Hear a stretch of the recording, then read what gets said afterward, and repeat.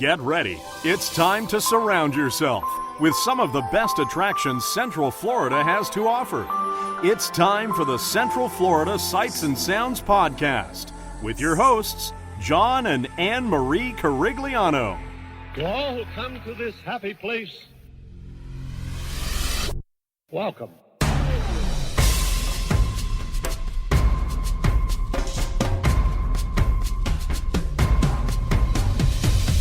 Welcome to our family time. Welcome to our brotherly time. We're happy, giving and taking to the friends we're making. There's nothing we won't do. Welcome to our family time. Welcome to our happy time. This is a festival, you know, the best of all. We're here to share it all.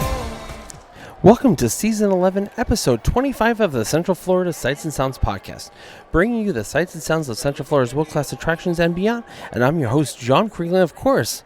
Here's my wonderful wife, Miss Anne Marie, back again. I'd make guest appearances. Yeah, we've noticed that. Anyway, on this week's show, we are here at Megacon, here at the Orange County Convention Center. Anne Marie, are you excited for this year's Megacon? I get to meet Shirtless Sawyer. So that's a yes. So on this week's show, we're actually going to be doing a podcast of a podcast. So what that means, so Jim, I know, podcast Simpson. We're going to be doing a recording of Jim Cummings, his Toon'd In Podcast. He's going to have John Rhys-Davies. John Rhys-Davies? Rhys. I think it's like Rhys-Davies. It's like it's a Welsh thing. Like it's kind of like Mick in Irish last names. It's kind of like that. So like there's a lot of Rhys's. So fair enough. You might recognize him from the Lord of the Rings films, but if you older millennials or maybe Gen Xers might remember him, he is Sala from the Indiana Jones movies. the 3 Indiana Jones movies, because there were only 3. I mean, he was in the last one. There were 3. So anyway, so he's going to have him on his show. So we're going to be video recording this, and we're also going to be bringing you this podcast as well. So with that, enjoy the Toon'd In show with Jim Cummings and John Rhys-Davies.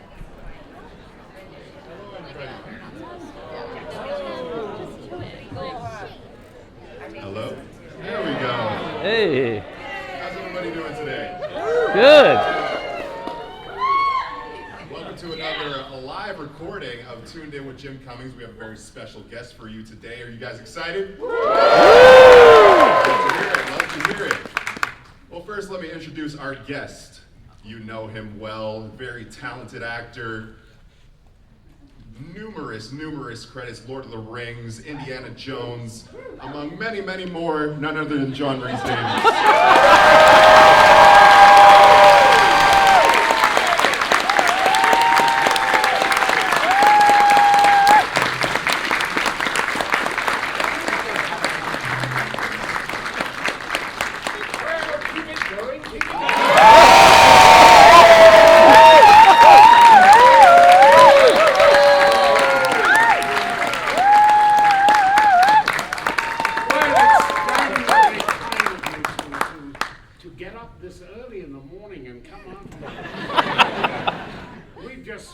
We've only been traveling for 2.5 days on a golf cart to get here. I don't know what happened to your travels, but mine were hell. So, splendid. Is anyone going to come and sit here?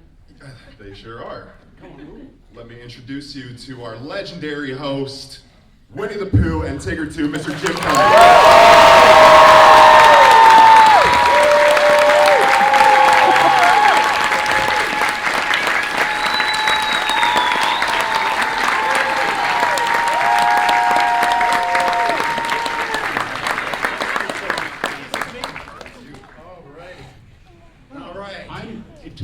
Grateful to Winnie the Pooh because I'm a member of the Garrick Club. And Milne, who wrote Winnie the Pooh, was a member of the Garrick Club many years ago, and he left the rights to Winnie the Pooh to the Garrick Club. And they sold it to Disney, I think about 1980 for about $20 million. And the club has put it to good use. I only got half that. That's terrible. Is this on? Yeah. Oh, okay, because we don't have monitors, I can't tell. Turn it up. And yeah, turn it up. There you go. Yeah, turn it up. What do you say? First of all, thank you so very, very much for being here. Well, thank you for having me. Fantastic. And I'm glad they didn't record our conversation in the corridor, didn't they? Yeah, that's right. Yeah. Never mind. Where were we? Gosh, Yes. look at the time. Yeah. Now, a lot of people in this room probably know each of your credits individually. Maybe you're thinking to yourselves, what is this crossover? I'll have you know that you guys have worked on quite a few projects together. Are you aware of that? No? It's been a while, so I felt that might be the answer. There was a little project called The Jungle Book 2, where Jim, you played. Well, I'm the king of the swingers. Well, don't worry, I won't sing the whole song. Somebody has to do it, right? Who did you play? Well, I was not in the original movie because I was 10, but I was King Louis. You were. I was King Louis in the series, and there was a series Tailspin, in which As well as Ka in The Jungle Book 2. trust in me. I inherited all of, God bless him, rest his soul, Sterling. Thank you, but this guy's got it. All of Sterling Holloway's roles, Ka and Winnie the Pooh. I think that was him, right? And Cheshire Cat, who was a pretty tricky guy. Yeah. So, anyways, Very tricky. well, he vanishes and then lies to you, and then he's a cat, so you can fill in that blank, and he doesn't have a kitty litter. So, but anyway, And glad John, you're here. you played Ron John's father. Do you remember that role? No? You were great.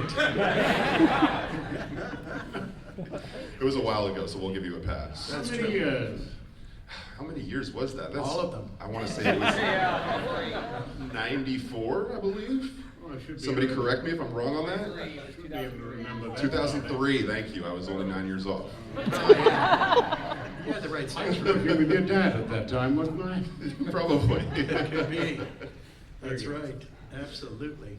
Well, now we've established that he knows and I don't, why don't you guys just carry on? Okay, I'll give another one to you. Another project that you were both in. Boo to You 2, Winnie the Pooh. Yes, I remember. John, that. you were the narrator. Do you remember that one?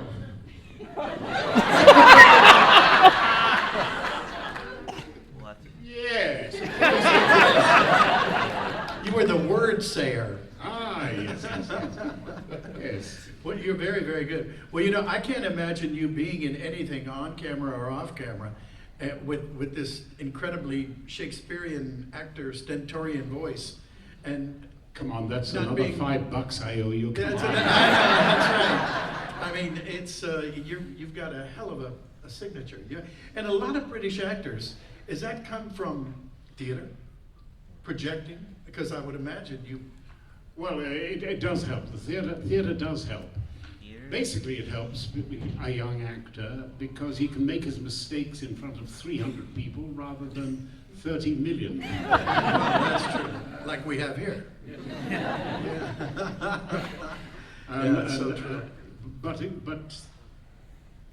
But my generation listened to radio a lot, and we heard lots of funny voices and tried to copy them. We had the Goon Show, and we Oh, had yeah. a brilliantly funny. There was God, he would be world famous, and probably nobody here has heard of him. Peter Sellers.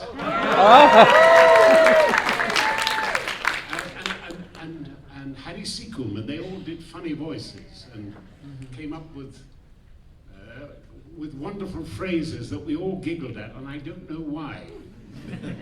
We came up to this place. It had steaming French gravel. Somehow it was strangely erotic to hear steaming French gravel. Well, 2 out of 3. Steaming, French, gravel. But that's where we copied all our voices from, and tried to make our own little imitations. Did you always know? When did you know that this is what you were going to do? Well, I saw the very first play I saw where I was 11 years old and knew at a boarding school that I hated. And the school had a great dramatic tradition. And it always put on classical plays. And the first play I ever saw at the age of 11 was Oedipus Rex. Right. That's Dr. Seuss, right? And at that moment when Oedipus comes onto the stage at the beginning of the second act, and he has put his eyes out, and they're hanging down his face like that. I knew at that moment, that there was some special effect that great tragedy has.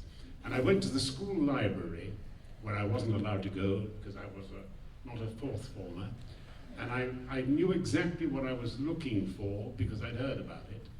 And I found Aristotle on tragedy. Tragedy then is the imitation of an action, complete and of some importance, acted, not narrated, in language enhanced by distinct and varying means, and through pity and fear, effecting its purgation of these emotions. I learned it then, I know it now, I don't understand it still. Like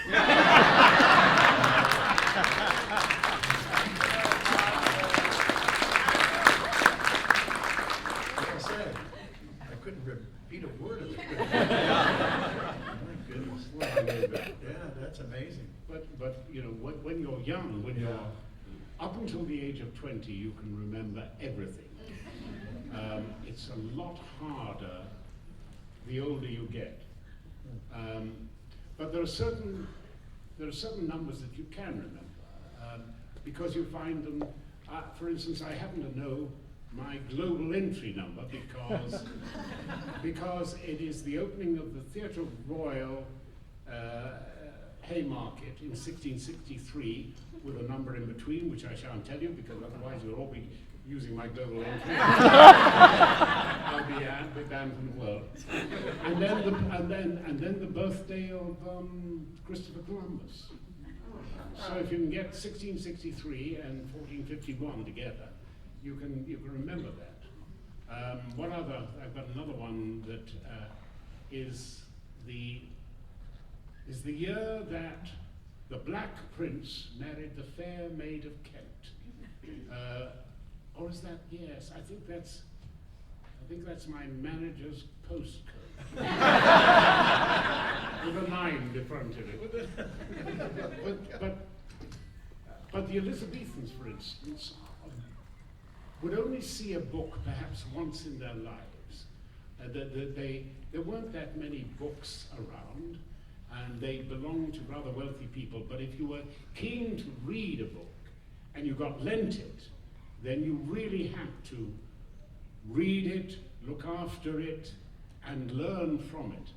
And what they did, they envisioned a big house, and to each room they would ascribe a subject, like philosophy or history or something like that. And then they would put a cabinet in it, and put an idea in one drawer of that cabinet. or hang a picture on the wall, and the art of memory that they created by visualization like that really is still a very useful way of memorizing things.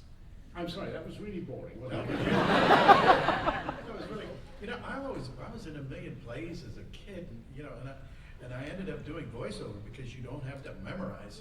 You can just read it. Yeah, who said that? Yes, you're right. Thank you, wise guy. But no, it's true, and I'm sure you don't have a preference, but if you do, it's got to be. Is it stage? Is that your first love?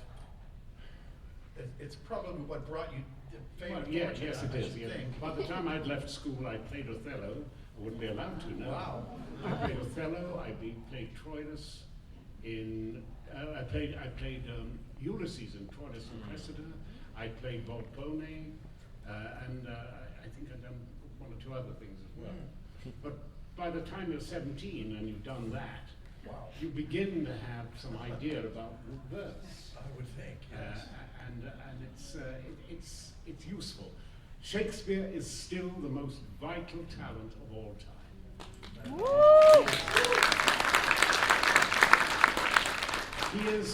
He's just extraordinary. The way he can string those simple phrases together. Never mind the great speeches. We all know the great speeches. Oh, by the way, I have to say that I played the Scotsman. We try not to recall it. The Scottish play we do not refer to by its name. Okay. But I was playing the eponymous hero, and good word. And that very first night, I started doing a remarkable speech that I must not repeat, but it begins with tomorrow. And as I did it, members of the audience were saying it with me, and I got completely lost with it, because I was thinking, oh, does that come? I was very nervous. Stick to plays that the audience don't know about. That would be a little bit. Oh yes, there you are. I mean, imagine doing to be or not to be, and you've got everyone in the room saying, that is the question. and now these days, I'd probably get up and go, all right.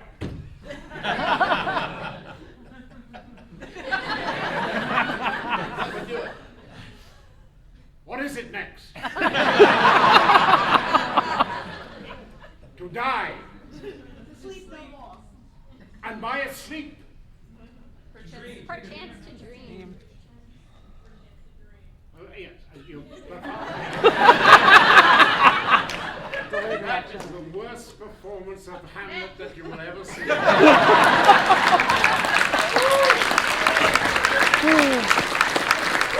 By the way, the first printed version of that is a pirated version.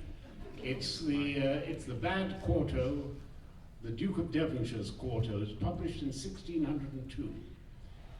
It is shorter, and we know who stole the thing because the parts of the player king and who else? The player king and I think the grave digger. They are perfectly as described in the better quarto. And you see, in those days there was no copyright. If you went to the stationer and said, "Psst, I've got William Shakespeare's new play. Yeah.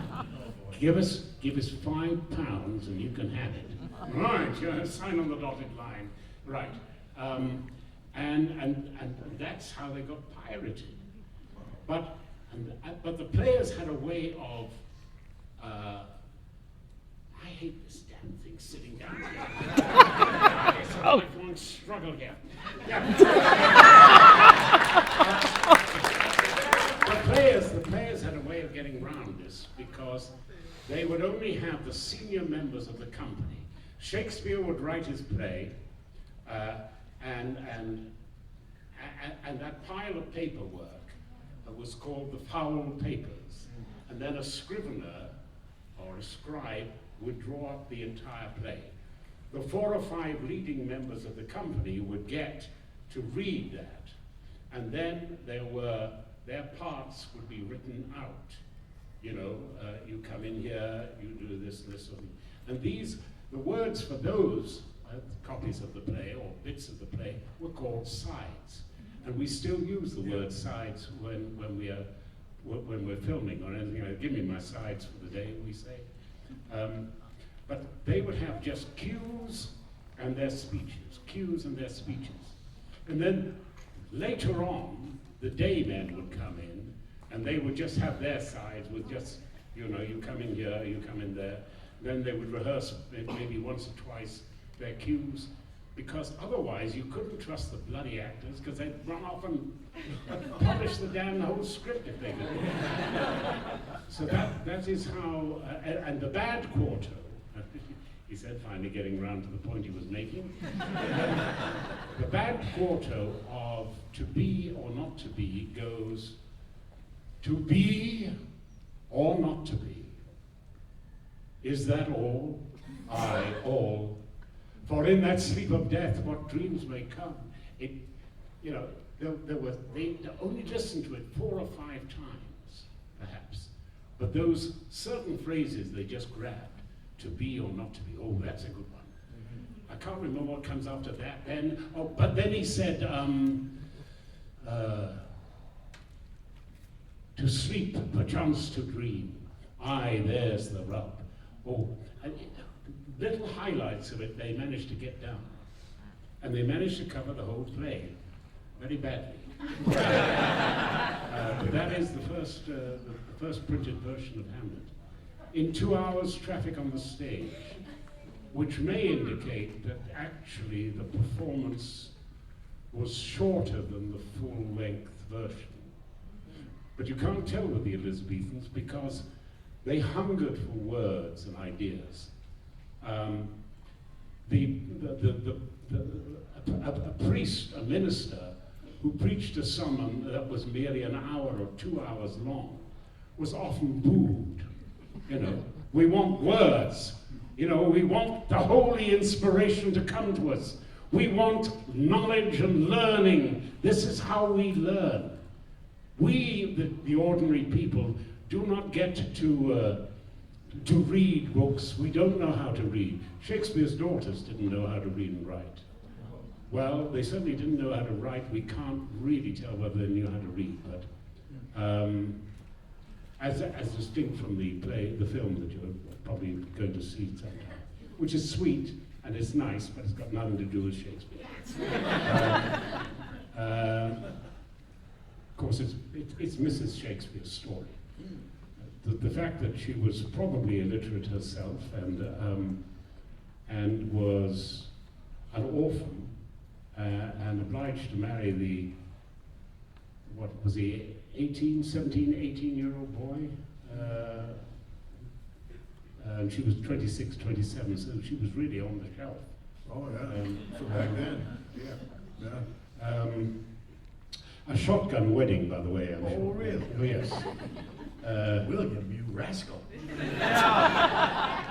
Well, you know, it's all hormones when you're 17. Yes, it is. I have a question for Probably you, when John. you're 77. 77, yeah. I have a question for you, John. Go on. As an actor with somebody with such reverence for the theater, you were working on a project called Squadron 42. That's all motion capture. I believe that was your first experience with motion capture. How does the theater translate to your experience with that, wearing a camera on your head and dots all over your body? Is that a foreign experience? Is that an exciting, creative challenge? Well, Spandex and I. There's the quote for you right there. John Rhys-Davies, Spandex and I.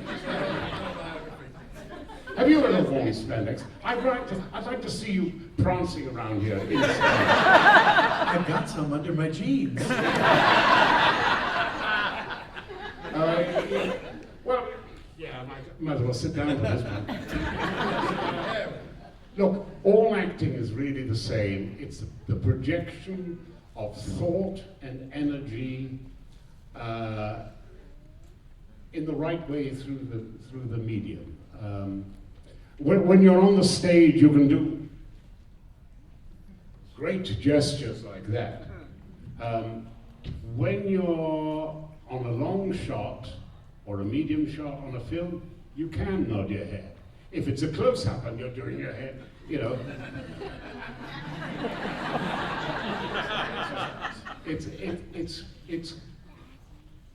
It's conveying the power or the weakness or telling the story or helping the story be told or assisting the leading person to pace the thing.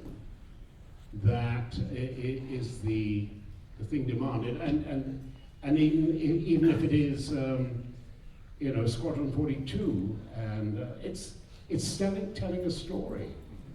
It's all the same. It's just different, slightly different approaches. But it's Come on, I've talked enough. You go. I'm enjoying being in the audience right here. This is good stuff. This is great. Well, one question I have for both of you that I was thinking about, you've both done a number of, obviously, voice acting roles, but also narration. And I was curious to ask both of you how, if at all, narration differs from creating a character. Is the narrator that you're playing for whatever project, is that a character? Is that a version of yourself? What would you differentiate the two approaches? I think it's a character. It feels like a character to me, because you're commenting on what's going on in the scene, and it gives context, I think, and it gives people something to think about. And if you don't know a big word, he can explain it to you, the narrator. But it's definitely a character, I would think. Don't you agree? I mean, you got to have some juice because you're part storyteller, and a storyteller is very much a character. Okay, I could be wrong. No, you're not wrong, but you're not right all the time. I did a religious work. I don't think I'm going to name it, but it had to be, every word had to be right. And obviously the intonation had to be right. It was written by a lady, and it was really one of the hardest things I've ever done, It goes along the lines of, you have done this and you have done this, and you feel that you have served Christ in doing it, but you haven't actually done it that way because you have thought about this when you did this, and this is itself. It was a sort of mind-bending theological discussion of such minute detail that it almost broke my spirit, to be honest with you. It was interminably long. I have no idea whether it was ever any good.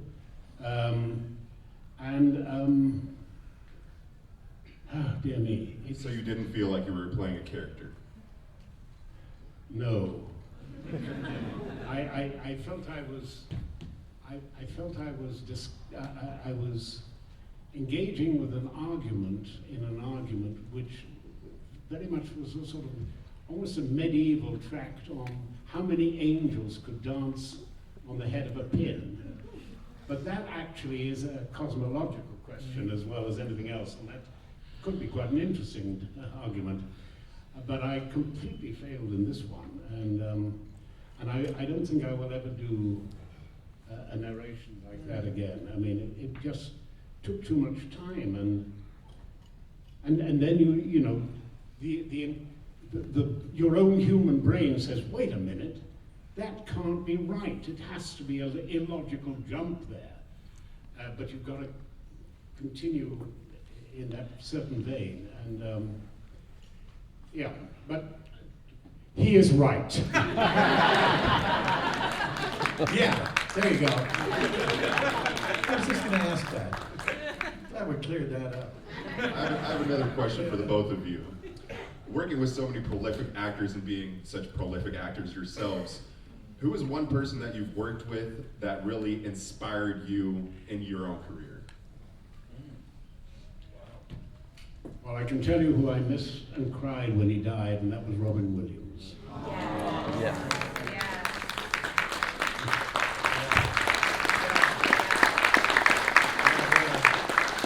Yeah, you know, it's funny because I worked with him, but never met him because it was animation. And in animation, you don't necessarily meet your castmates. They're not, you know, as you know, usually you're kind of flying solo. But one of my proudest moments is he kind of almost gave me the finger. And it was in the Aladdin series, which you know all about. I was Rasul. You will have to take it up with Jafar. I was that guy. And so, oh yeah, right. And so I was kind of giving some grief there, and Robin snapped his fingers as the genie, and everything turned into a giant courtroom, and I was the witness, bound in the chair there, and he goes, "I'm sorry, but I will not be upstaged by a tertiary character." And he leaned over, grabbed my toes, rolled me up like a window blind, and boom, vanished me out of the room. So one of my proudest moments was Robin Williams gave me the finger. Thank you. Good night, everybody. Anyway, so that's my story. I'm sticking to it. Speaking of the finger, though, I wanted to ask you. You played a pretty good prank on Peter Jackson with a middle finger. Do you think you could tell us that story? You remember old Petey, don't you? My very first school report, when I was 5 years old, predicted my sorry future. John could do well as soon as he learns that life is not a joke. And I never did make it. So, cut to... And I use the word cut advisedly. Now, I would like to give you a wonderful story about how I lost the tip of my finger. You know, how the Germans came out of the Hun came out of the sun. I shot down 5 of them, and this 6th one I had or the crocodile version. Yeah. The truth of the matter is, I had an old van, and my son blew the engine up, and I was doing an engine swap. Didn't get finished, and so I got the engine in, and I was going to LA the next day, and I was working on Wednesday, and I just didn't have time to finish it. So I towed it round. I was going to tow it round to a friend of mine's place because he was going to do the rest for me. So we start towing, and I have to flag my tower down a little bit because the prop shaft is whipping a little bit, and so I get the old coat hanger steel and wire it up a little bit more, and then I nod, and he's getting into the car, and I think I have one drop, and he takes off without me, and it takes the top of the finger off into the metalwork. Then you have to go to the local hospital in the Isle of Man where I live, and you've got grease on your hands, and you've got the tip of your finger here, oh, Mr. Rhys-Davies, oh, how wonderful to see you. I wonder, could we have your autograph? and of course, actors are so bloody dumb. That's what we do. So, Oh no! Yes, of course. To Davina and Seth. Right, yes, okay. Yes. Oh, I don't think we can do anything about it here. You'll have to go to the big hospital. Anyway, so in the end, what I should just have done is wrap the damn thing up Yeah, and got on the plane, greasy as I was, flew to New York, and they had to put it back on. In the end, it was just easier just to cut it off. Anyway, cut to yeah. Then New Zealand, yes. So we decided to play the prank on Peter Jackson. So my brilliant sort of makeup man creates from this finger, creates another one there that we can stick on. And we put a tiny bit of white for the bone in there. And then we put a little bit of white, of red round there. And I go up to Peter and say, Peter, I seem to have, and I started pushing it back.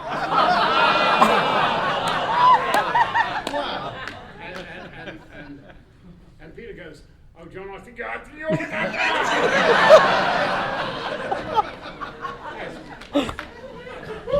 As you can see, my early school mistress really knew what she was talking about.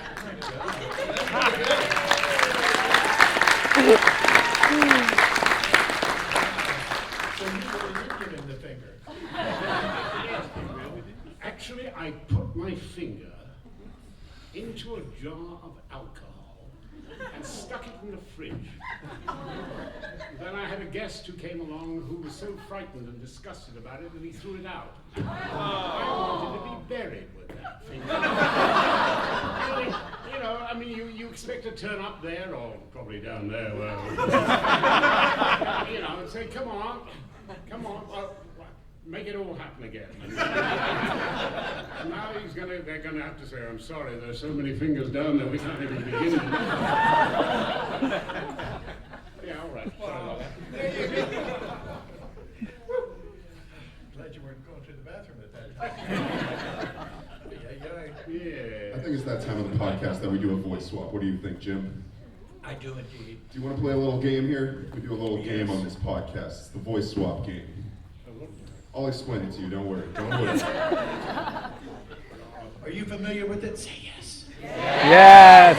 Look at that. All right. So how the game works?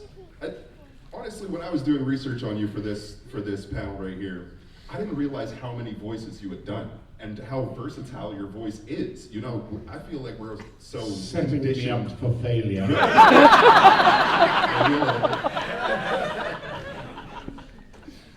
But we'll take one of your characters and say, for example, Jim. Okay. We'll take Winnie the Pooh and he'll say one of the catchphrases. You stay as sweet as honey. And then you'll repeat that same line, but in one of your characters' voices. So say, I don't know, Treebeard. And you'll say the same line in that voice, and then we'll do vice versa. How does that sound?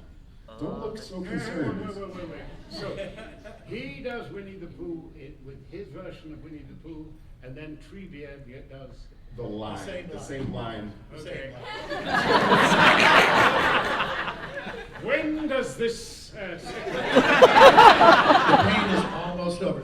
But I have a question for the audience, because should I bring out Bonkers or Winnie the Pooh or Darkwing? Darkwing! Oh, okay, well that was good. So you meant to have it then. Okay. I don't remember how that one sounded. Okay, say Pooh. Yes. Tigger. Darkwing. Okay, which one? Darkwing? And you say yes. Darkwing!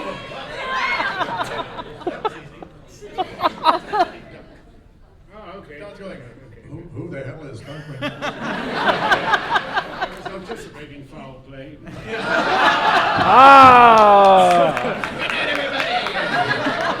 Thank you for that.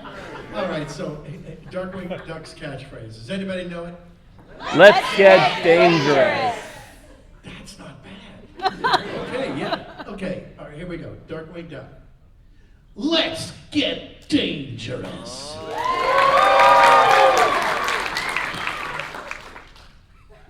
Indeed. Let us get dangerous.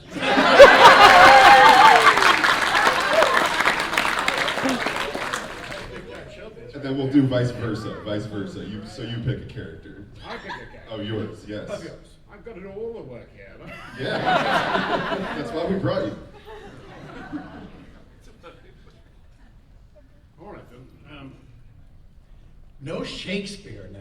He's going, what a piece of work is man, and I'll be sitting there going, I'm doomed. Things themselves, the planets in the center. No. Maybe not. Okay. All right then. Me. Right. Yes. Okay. Nobody tosses a dwarf.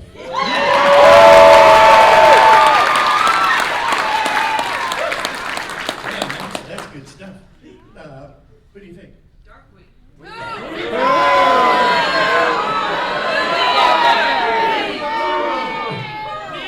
Nobody tosses a dwarf, as well as John Rhys-Davies. Nobody tosses a dwarf.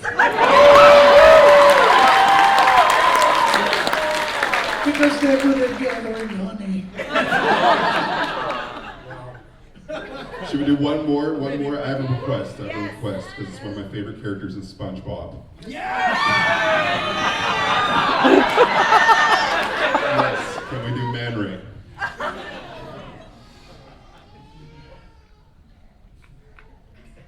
This is your wallet. I think I got that wrong, didn't I? Is this your wallet? That's even worse. I mean,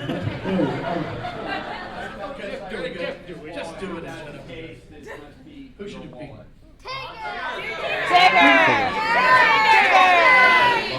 Tigger, okay. Tigger.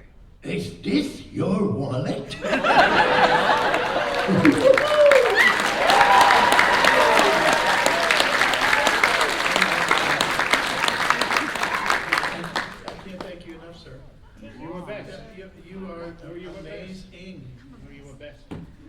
Amazing.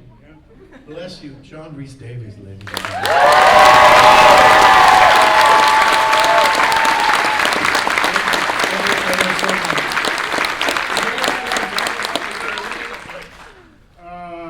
anything one? Oh gosh. What? Well, the whole world is watching, you know. There's a new horror picture that I've just done. I think it's called The Bone Collector, which is rather good. And there is another movie that it's not a porno, right? I made that up. I'm sorry. Go ahead. Oh, yeah, the insufferable vulgarity. And there is there's a film that we actually shot in just before COVID, 2016, which is about to come out, which is called Starbright, which is a fantasy and a lovely romantic adventure story in which I play the Archangel Raphael. Oh yes. And there's a little NASA thing that I voiced the other day as well, which is about it's about NASA, isn't it? It's space, the stars, and support NASA.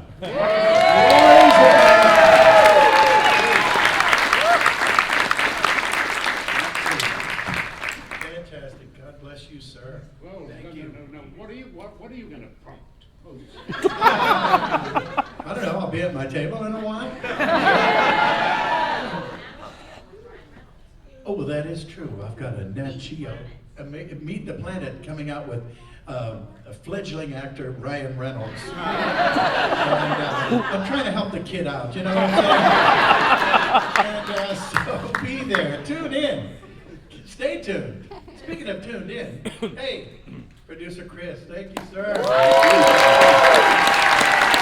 Thank you guys all so much for watching and supporting and doing this live tour at Fan Expo. It's been so cool to see everybody out in support. And if you don't, follow on YouTube, I mean, we have a great time, and we really do it for you guys. Like, it's really been an awesome journey for me. It's such a privilege to have this job. Thank you so much, Jim. It's just been awesome.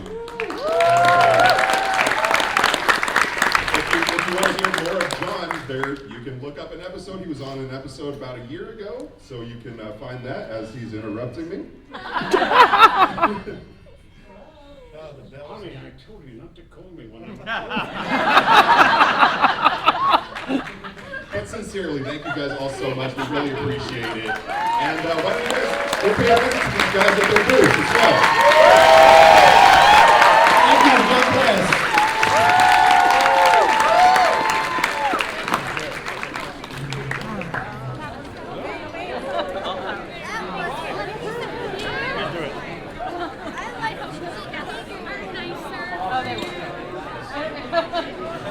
So I love.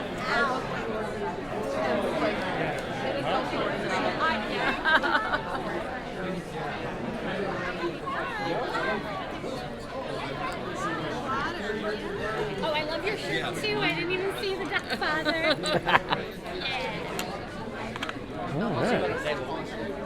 So sorry.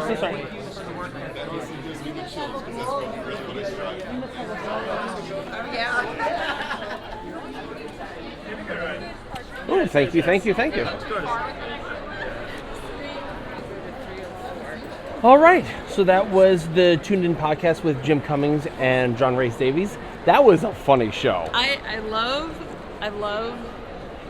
just love old men. I like because they just tell the greatest stories. Oh, absolutely. Like I just just go off on a tangent. It's like when we met Peter Cullen and Frank Welker. They're like, don't talk to him too much because it's gonna tell you stories.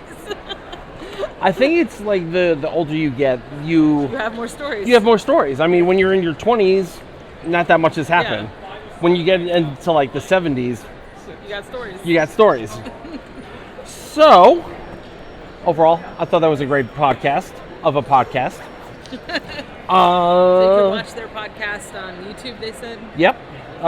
If you searched up Toon'd In, so I think it's like T-O-N, Toon'd In. Yeah. You can just search, if you even search up Jim Cummings, you will find it.